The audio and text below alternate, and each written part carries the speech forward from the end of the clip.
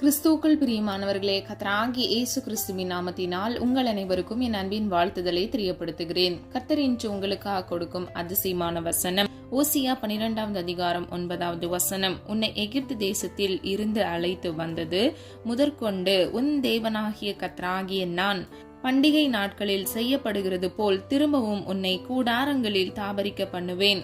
ஹல்லேலூயா. பிரியமானவர்களே, தாபரிக்க பண்ணுவேன் என்றால் வாழ செய்வேன் என்று பொருள். முதல் பகுதியை பாருங்க.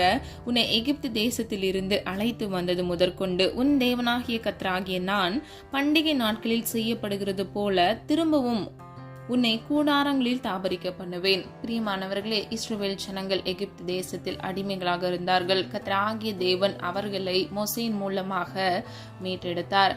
அது மாத்திரமல்ல, இஸ்ரவேல் ஜனங்கள் பல சூழ்நிலைகள் போராட்டங்கள் வழியாக தான் அவர்கள் கானான் என்கிற பாலும் தேனும் ஓடுகிற தேசத்தை சுதந்திரித்துக் கொண்டார்கள். பிரியமானவர்களே, வருகிற வழிகள்ல அவர்கள் வெவ்வேறு தடைகளை அவர்கள் மேற்கொண்டார்கள்.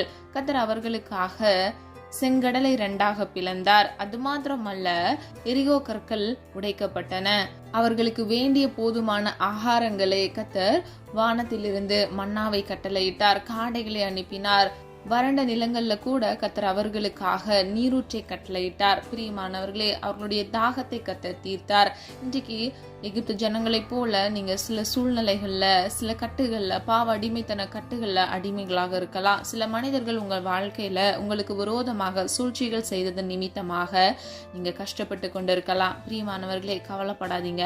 கர்த்தராகிய தேவன் உங்களை திரும்பவும் தாபரிக்க செய்வேன் என்று வாக்கு கொடுக்கிறார். தாபரிக்க செய்வேன் என்றால் வாழ செய்வேன் என்று பொருள் கொள்ளலாம். பிரியமானவர்களே, உங்க வாழ்க்கையில் இருக்கக்கூடிய எல்லா கடினமான சூழ்நிலைகளை கர்த்தர் மாற்றி உங்களை திரும்பவும் கர்த்தர் ஆசீர்வதிப்பார். திரும்பவும் உங்களை வாழ செய்வார். எந்த இடத்துல நீங்க அவமானப்பட்டீர்களோ அந்த இடத்தில் கர்த்தர் உங்கள் தலையை உயர்த்துவார். பிரியமானவர்களே, கர்த்தரால் செய்யக்கூடாத அதிசயமான காரியம் ஒன்றுமே இல்லை. அவரால் எல்லாம் ஆகும். அவரை நம்புகிற ஜனங்களை அவர் ஒருபோதும் கைவிடவே மாட்டார். ஆவிக்குரிய சகல ஆசீர்வாதத்தினாலும் நம்மை ஆசீர்வதிக்கிறார் என்று வேதம் சொல்லுகிறது. பிரியமானவர்களே, கிறிஸ்துவின் ஜனங்களாக நீங்கள் இருக்கிற பட்சத்தில் கர்த்தர் நிச்சயமாக உங்கள் ஒவ்வொருவரையும் ஆசீர்வதிப்பார். பிரியமானவர்களே, நீங்கள் பட்ட கஷ்டங்களுக்கு தக்கதாக கர்த்தர் உங்களுக்கு சமாதானத்தை கட்டளையிடுவார், ஆசீர்வதிப்பார். பிரியமானவர்களே, நீங்க இருக்கிற இடத்துல உங்கள் தலையை உயர்த்தி கர்த்தர் சாட்சியாக நிற்க செய்வார். விசுவாசிக்கிறீங்களா? விசுவாசிக்கிறவங்க ஆமீன் சொல்லி அதை பெற்றுக்கொள்ளுங்க. பிரியமானவர்களே, நம்மை திரும்பவும் கர்த்தர் ஆசீர்வதிப்பேன் என்று இன்று உறுதிப்படுத்துகிறார். வேதத்தில் இருந்த 4 காரியங்கள் மூலமாக திரும்பவும் நம்மை கர்த்தர் ஆசீர்வதிக்கிறார் என்பதை அறிந்து கொள்ள போகிறோம். முதலாவது, கர்த்தர் நம்மை திரும்பவும் வளர செய்வார். ஆதார வசனம் 2 ராஜாக்கள் 19வது அதிகாரம் 30வது வசனம். யூத வம்சத்தாரில் தப்பி மீந்திருக்கிறவர்கள் மறுபடியும் கீழே வேர் பற்றி மேலே கனி கொடுப்பார்கள். ஹல்லேலூயா. பிரியமானவர்களே, யூத வம்சத்தாரில் பொல்லாப்புக்கு தப்பி, தீங்குக்கு தப்பி மீந்திருக்கிறவர்கள், அதாவது பேலன்ஸ் பாக்கி இருக்கிறவங்க ஆசீர்வதிக்கப்படுறாங்க. எப்படி ஆசீர்வதிக்கப்படுறாங்கன்னா, மறுபடியும் கீழே வேர் பற்றி மேலே கனி கொடுப்பார்கள். ஹல்லேலூயா. பிரியமானவர்களே, நல்லா கவனிங்க. மறுபடியும், அப்போ இதற்கு முன்பாக அவங்க ஆசீர்வாதமா இருந்திருக்காங்க. இப்போ அவங்க சூழ்நிலை சரியா இல்ல. ஆனால் கர்த்தராகிய தேவன் இவ்விதமாக சொல்லுகிறார், மறுபடியும் அவர்கள் வேர் பற்றி கனி கொடுப்பார்கள். ஹல்லேலூயா. இன்றைக்கு பிரியமானவர்களே, நீங்க முன்பு ஆசீர்வாதமா இருந்திருப்பீங்க. இன்றைக்கு உங்க சூழ்நிலை மோசமாக இருக்கலாம். ஆனா பிரியமானவர்களே, கர்த்தர் மறுபடியும் கீழே வேர் பற்றி மேலே கனி கொடுக்கத்தக்க உங்களை ஆசீர்வதிப்பார். ஹல்லேலூயா. இன்றைக்கு பிரியமானவர்களே, நீங்கள் மறுபடியும் கீழே வேர் பற்றி மேலே கனி கொடுக்கிறவர்களாய் நீங்கள் ஆசீர்வதிக்கப்பட்ட சந்ததிகளாக இருப்பீர்கள். பிரியமானவர்களே, நமக்கான ஒத்தாசை பரத்தில் இருக்கிறது. அவர் மூலமாக வருகிற ஒத்தாசை மாத்திரமே நமக்கு சமாதானத்தையும் சந்தோஷத்தையும் தருகிறதா இருக்கிறது. எரேமியா 17வது அதிகாரம் 7 முதல் 8வது வசனம். கர்த்தரை நம்புகிறவர்கள் வறட்சியான காலத்திலும் தப்பாமல் கனி கொடுக்கிற மரத்தை போல் இருப்பார்கள். ஹல்லேலூயா. பிரியமானவர்களே, கர்த்தரை நம்ப வேண்டும். அப்பொழுது வறட்சியான காலங்களில், இந்த உலகத்துல பஞ்சங்கள் வந்தாலும், எந்த சூழ்நிலைகள் வந்தாலும், உங்க குடும்பத்துல ஒரு மோசமான சூழ்நிலை வந்தாலும், கர்த்தர் அந்த வறட்சியான சூழ்நிலைகள்ல கர்த்தர் உங்கள் வாழ்க்கையில் ஆசீர்வதிப்பார். அதற்கு ஒப்பிட்டு கனி கொடுக்கிற மரத்தை போல் இருப்பீர்கள் என்று அவர் சொல்லுகிறார். பிரியமானவர்களே, எப்படி நீர் பாய்ச்சலான ஓரத்தில் நடப்பட்ட மரங்கள் கனி கொடுக்கிறதோ அந்தந்த சீசன்ல அதனுடைய காலத்துல அது கனி கொடுக்கிறதோ, உங்க வாழ்க்கையில கூட கர்த்தர் உங்களோடு கூட இருக்கிறபடியினால் நீங்கள் பாதுகாக்கப்படுகிறீர்கள். நீர் பாய்ச்சலான இடத்தில் நாட்டப்பட்ட மரத்தை போல நீங்கள் கனி கொடுப்பீர்கள். பிரியமானவர்களே, வறட்சியான காலங்களிலும் கர்த்தர் உங்களை ஆசீர்வதிப்பேன் என்று உறுதிப்படுத்துகிறார். அதனதன் காலத்தில் அதனதன் காரியத்தை செம்மையும் நேர்த்தியுமாக செய்து முடிக்கிற தேவன் இன்றைக்கு உங்க வாழ்க்கையில இருக்கக்கூடிய சூழ்நிலைகளை கர்த்தர் மாற்ற வல்லவர். பிரியமானவர்களே, குணனான வழிகளை கர்த்தர் செவ்வையாக மாற்றுவார். வறட்சியான காலங்களில் கூட தப்பாமல் கனி கொடுக்கிற மரத்தை போல் நீங்கள் இருப்பீர்கள். ஹல்லேலூயா. இரண்டாவது, கர்த்தர் நம்மை திரும்பவும் சேர செய்வார். ஆதார வசனம் உபாகமம் 30வது அதிகாரம் 3வது வசனம். உன் தேவனாகிய கர்த்தர் உன் சிறையிருப்பை திருப்பி உனக்கு இறங்கி, உன் தேவனாகிய கர்த்தர் உன்னை சிதறடித்த எல்லா ஜனங்களிடத்திலும் இருக்கிற உன்னை திரும்ப சேர்த்து. ஹல்லேலூயா. பிரியமானவர்களே, உங்கள் சிறையிருப்பை கர்த்தர் திருப்புவேன் என்று வாக்கு கொடுக்கிறார். அது மாத்திரமல்ல, உங்களுக்காக இறங்கி உங்கள் தேவனாகிய கர்த்தர் உங்களை சிதறடித்த எல்லா ஜனங்களுக்கும் மத்தியில் உங்களை திரும்பி உங்களை சேர்த்து கொள்வார். பிரியமானவர்களே, எந்த இடத்துல நீங்க ஒதுக்கப்பட்டீங்களோ, எந்த இடத்துல நீங்க புறக்கணிக்கப்பட்டீங்களோ, உங்களை விரட்டி அடிச்சாங்களோ, அந்த இடத்துல உங்களை மறுபடியும் திரும்பவும் சேர்த்து கர்த்தர் உங்களை உயர்த்துவார். ஹல்லேலூயா. பிரியமானவர்களே, சில பேருக்கு வேலை ஸ்தலங்கள்ல இருக்கலாம், சில பேருக்கு அவங்களுடைய குடும்பங்கள்ல இருக்கலாம். நீங்க எந்த இடத்துல எந்த பகுதியில நீங்க வைக்கப்பட்டீங்களோ, அது எதுவாக இருந்தாலும் பிரியமானவர்களே, கர்த்தர் உங்களை திரும்பவும் அந்த இடத்திற்கு கொண்டு போய் நிறுத்துவார். அவர் உங்களை ஆசீர்வதிப்பார். உங்களுக்கு கொடுப்பேன் என்று சொன்ன வாக்குத்தத்தத்தை அவர் உண்மையுள்ள தேவனாக அதை நிறைவேற்றுவார். நாம் ஆராதிக்கிற தேவன் சர்வ வல்லமையுள்ள தேவன் மாத்திரமல்ல, அவர் வாக்குத்தத்தத்தில் உண்மையுள்ள தேவன், அவர் வாக்கு மாறாத தேவன். இன்றைக்கு பிரியமானவர்களே, உங்களை திரும்பவும் கர்த்தர் சேர செய்வார், திரும்பவும் உங்களை சேர்த்து கொள்வார். ஹல்லேலூயா. யோவான் 14வது அதிகாரம் 3வது வசனம். நான் இருக்கும் இடத்திலே நீங்களும் இருக்கும்படி நான் மறுபடியும் வந்து உங்களை என்னிடத்தில் சேர்த்து கொள்வேன். ஹல்லேலூயா. நல்ல கவனிங்க, நான் மறுபடியும் வந்து உங்களை என்னிடத்தில் சேர்த்து கொள்வேன். ஹல்லேலூயா. அப்போ பிரியமானவர்களே, கர்த்தர் நம்மை விட்டு விலகாத தேவனாக அவர் எங்கு இருக்கிறாரோ அங்கே நம்மை மறுபடியும் சேர்த்து கொள்வேன் என்று உறுதிப்படுத்துகிறார். நம்முடைய வாழ்க்கையில் நாம் ஜெயத்தை பெற்றுக்கொள்ளும் பொழுது, இவ்வுலக வாழ்க்கையை நாம் ஜெயமாக முடிக்கும் பொழுது நமக்கு ஜீவகிரீடம் தருவேன் என்று அவர் வாக்கு கொடுக்கிறார். வேதம் இப்படியாக சொல்லுகிறது, முடிவு பரியந்தம் நிலைத்திருக்கிறவனே வாக்குத்தத்தம் பண்ணப்பட்ட ஜீவகிரீடத்தை பெறுகிறான் என்று. பிரியமானவர்களே, நான் மறுபடியும் வந்து என்றால் இது இரண்டாம் வருகையை குறிக்கிறது.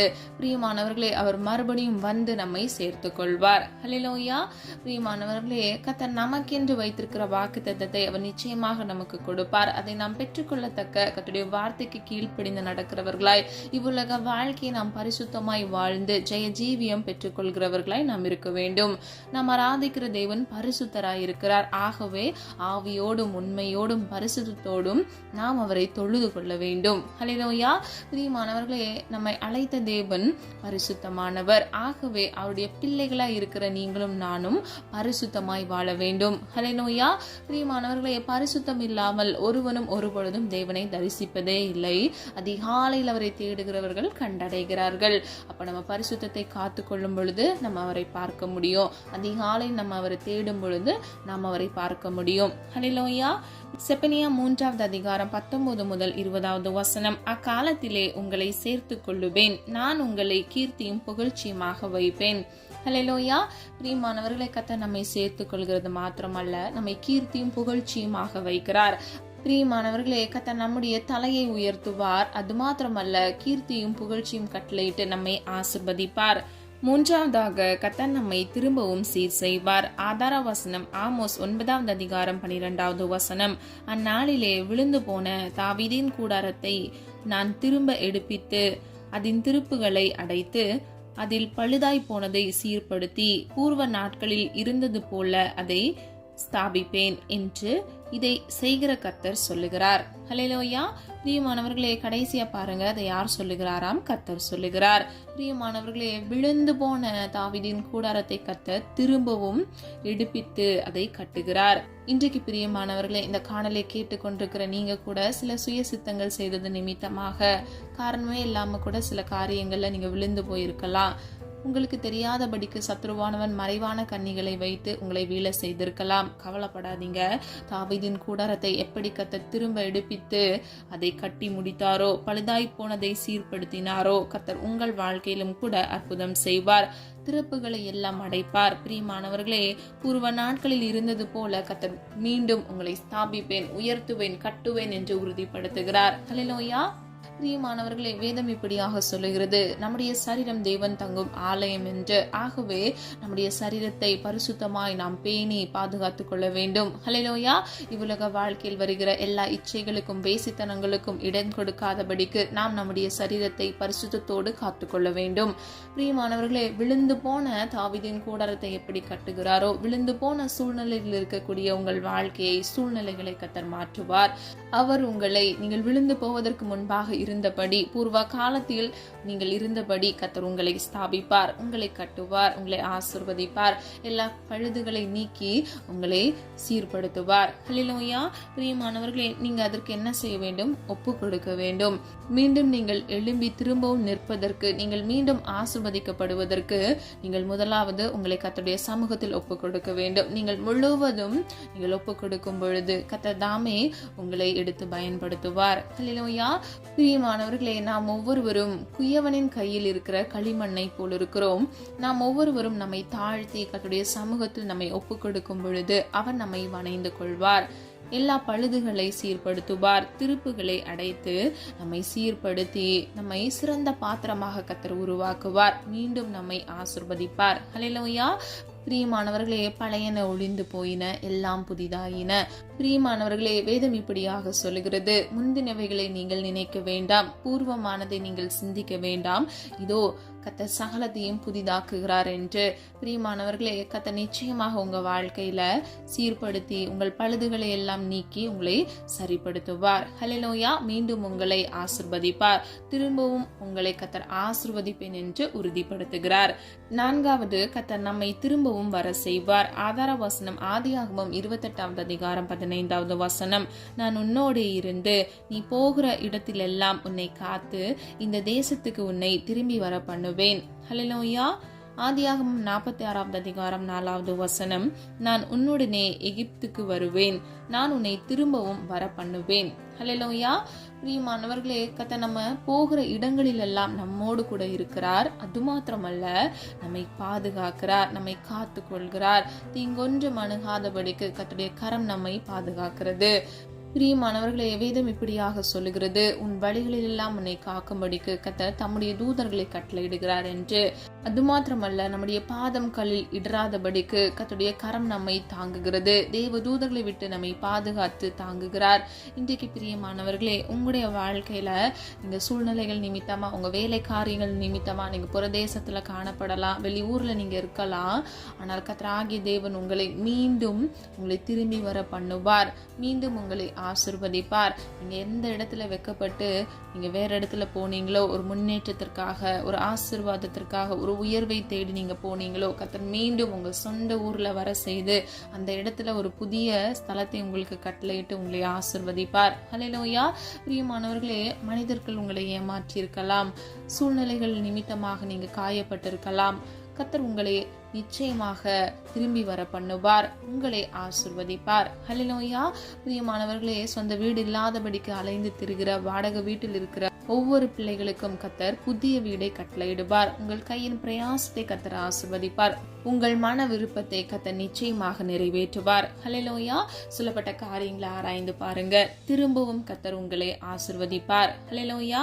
பிரியமானவர்களே, உங்களை மீண்டும் வாழ செய்வார், திரும்பி வர பண்ணுவார். அது மாத்திரமல்ல, உங்களை வளர செய்வார். கோணலான வழிகளை செவ்வைப்படுத்துவார், சீர்படுத்துவார். விழுந்து போன தாவீதின் கூடாரத்தை எப்படி சீர்தூக்கி மறுபடியும் பழுதான காரியங்கள் எல்லாம் சரிப்படுத்தினாரோ, உங்கள் வாழ்க்கையிலும் சரிப்படுத்துவார். பிரியமானவர்களே, மீண்டும் அவர் உங்களை சேர்த்து கொள்வார். எல்லா சிறையிருப்பையும் திருப்பி அவருடைய இரக்கத்தினால், அவருடைய அன்பினால் உங்களை சேர்த்து கொள்வார். தொலை தூரத்தில் இருக்கக்கூடிய உங்க சொந்த மண்ணை விட்டு தூரமாக இருக்கிற உங்களை கர்த்தர் மீண்டும் உங்கள் சொந்த தேசத்துக்கு திரும்பி வர செய்து உங்களை ஆசீர்வதிப்பார். ஹல்லேலூயா.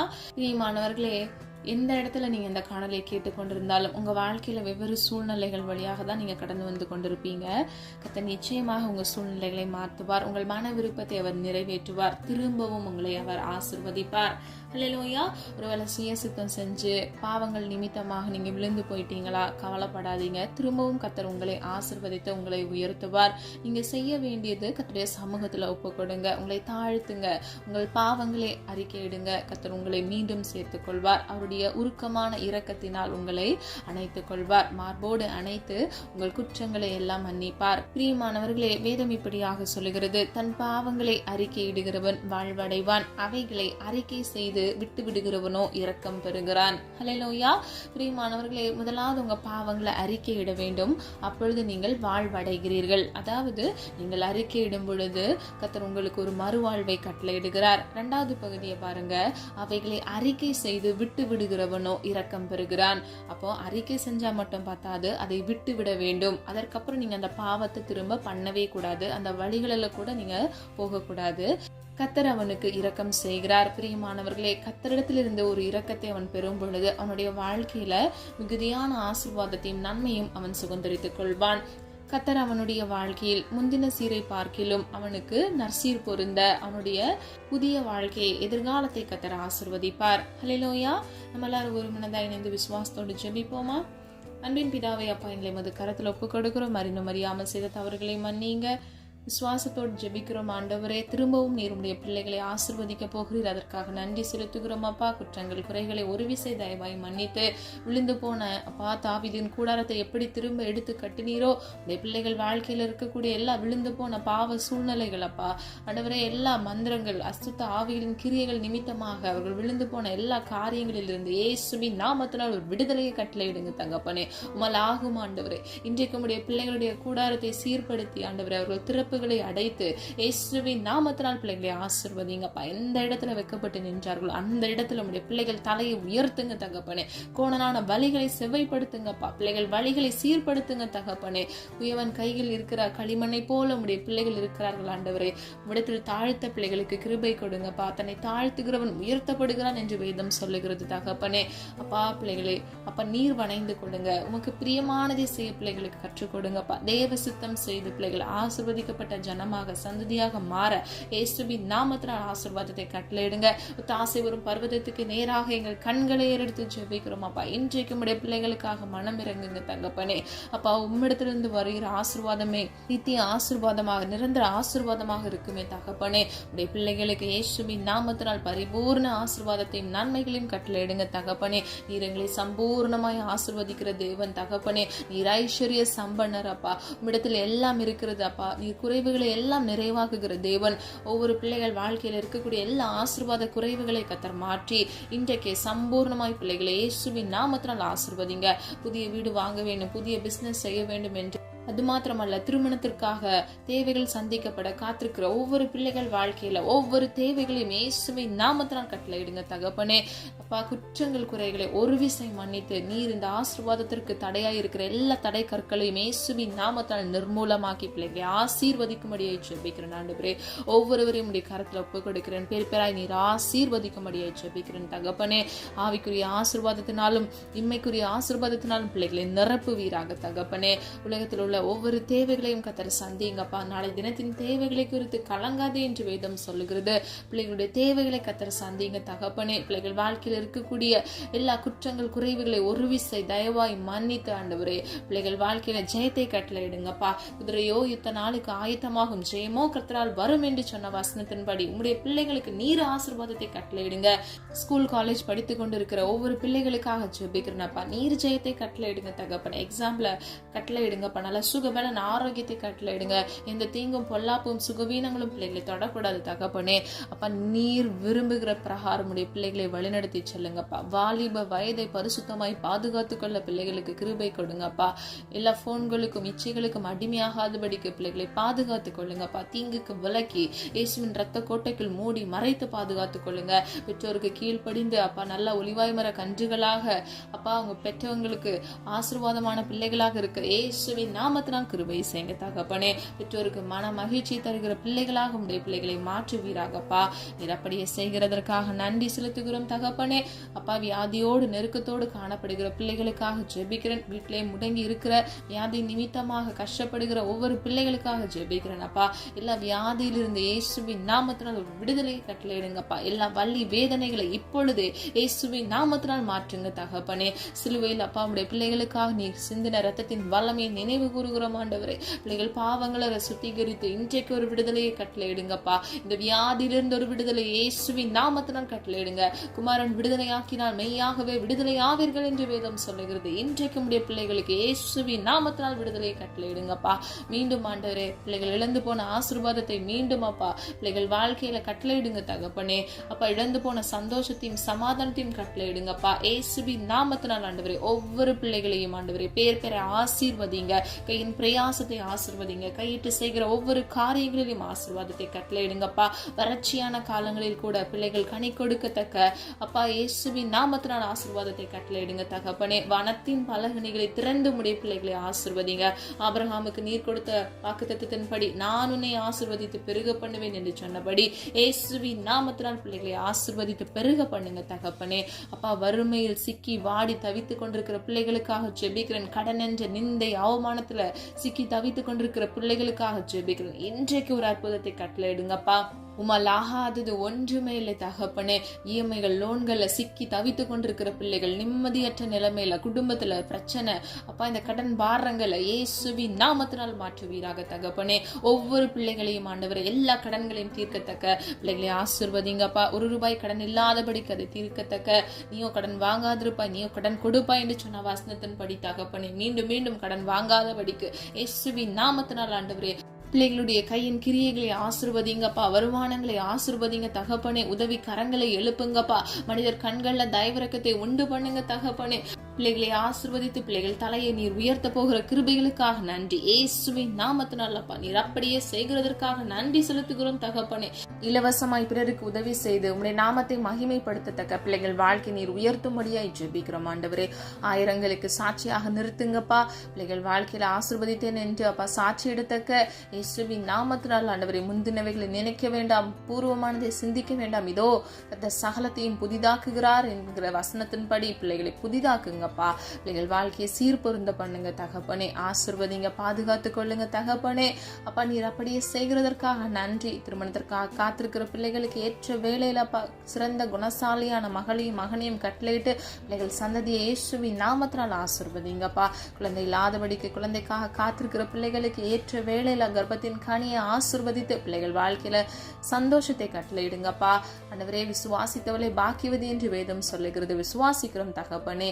பாக்கியவதியாக உடைய பிள்ளைகளை மாற்றுவீராக. அந்த குடும்பத்தை இயேசுவின் நாமத்தினால் ஆசீர்வதிப்பீராக. தொலை தேசத்துல அப்பா இருந்து வேலை செய்கிற ஒவ்வொரு பிள்ளைகளுக்காக ஜெபிக்கிற ஆண்டவரே, குடும்ப சூழ்நிலைகள் நிமித்தமாக அப்பா வெளிநாடுகள்ல இருந்து வேலை செய்து கொண்டிருக்கிறாங்க. கர்த்தர் அவர்களுக்காக மனமிறங்குங்க. அவர்களையும் அவர்கள் குடும்பங்களையும் பாதுகாத்து கொள்ளுங்கப்பா. பிள்ளைகளுக்கு நல்ல சுகபலன் ஆரோக்கியத்தை கட்டளையிடுங்கப்பா. அது மாத்திரமல்ல, ஒவ்வொரு மன விருப்பத்தையும் உடைய சித்தத்தின்படி நிறைவேற்றுங்க தகப்பனே. நீர் அப்படியே செய்கிறதற்காக நன்றி. நீரமுடைய பிள்ளைகளுக்கு துணையாக கேடகமாக இருக்கிறீர், அதற்காக நன்றி அப்பா. ஜெபத்தை கேட்டுக்கொண்டு என்னோடு இணைந்து ஜெபிக்கிற ஒவ்வொரு பிள்ளைகள் வாழ்க்கையில் அப்பா நல்ல சுகபலன் ஆரோக்கியத்தை கட்டளையிட்டு நீடி ஆயுள்னால் நன்மையினால் திருப்தியாக்குங்க. ஜீவ காலமெல்லாம் நன்மையும் கிருபையும் தொடரும் என்று சொன்ன வசனத்தின்படி ஒவ்வொரு பிள்ளைகளையும் அப்பா உடைய நன்மையினாலும் கிருபையினாலும் சூழ்ந்து கொள்ளுங்க தகப்பனே. எல்லா தேவைகளை கத்தர் சந்திங்கப்பா. உண்மை நம்புகிற உடைய பிள்ளைகள் வெக்கப்பட்டு போகக்கூடாது தகப்பனே. கத்த நீர் அப்படியே பிள்ளைகளை பாதுகாத்து வழிநடத்த போகிற கிருபைகளுக்காக நன்றி. நீராப்பா ஒவ்வொரு பிள்ளைகளையும் ஆசீர்வதித்து ஜெயத்தை கட்டளையிடுங்கப்பா. திரும்பவும் ஆண்டவரே உம்முடைய பிள்ளைகள் வாழ்க்கையில ஆசீர்வாதத்தை கட்டளையிட்டு அவர்கள் வாழ்க்கையை மறுமலர்ச்சி ஆக்குங்க தகப்பனே. புதிதானவங்களை கட்டளையிடுங்கப்பா. புதிய காரியத்தை செய்யுங்க தகப்பனே. இயேசுவின் நாமத்தினால் அப்பா திரியோக தேவனுடைய வல்லமையான நாமத்தினால் பிள்ளைகளை ஆசீர்வதிக்கும்படியை ஜெபிக்கிறேன். இயேசுவின் வல்லமையான நாமத்தினால் ஒரு விசை பிள்ளைகளை ஆசீர்வதிக்கும்படியை ஜெபிக்கிறேன். குறித்த காலத்துல குறித்த வேளையில பிள்ளைகள் அந்த ஆசீர்வாதத்தை சுதந்திரித்துக் கொண்டு சம்பூர்ணமாய் வாழத்தக்க இயேசுவின் நாமத்தினால் சுகித்து வாழ கர்த்தர் கிருபை செய்யுங்க. நிரப்படியை செய்கிறதற்காக நன்றி. எங்களை தாழ்த்துகிறோம், வெறுமையாக்குகிறோம் அப்பா. நாம மகிமைப்படுவதாக. ஜெபித்த ஒவ்வொரு காரியங்களுக்கும் நீர் ஆமென்றும் ஆமென் என்று பதில் கொடுக்க போகிற கிருபைகளுக்காக நன்றி செலுத்துகிறோம் ஆண்டவரே. நாம மகிமைப்படுவதாக. மீட்பர் இயேசு கிறிஸ்துவின் மூலம் ஜெபிக்கிறோம் ஜீவனுள்ள நல்ல பிதாவே, ஆமென். கர்த்தராகிய தேவன் தாமே உங்களுடைய வாழ்க்கையை வெளிச்சமாய் மாற்றி பழையன ஒளிந்து போயின எல்லாம் புதிதாயின என்று சொன்ன வசனத்தின்படி பழைய காரியங்களை கர்த்தர் மாற்றி திரும்பவும் உங்களை ஆசீர்வதித்து உங்களை பாதுகாத்து வழி நடத்துவாராக. God bless you.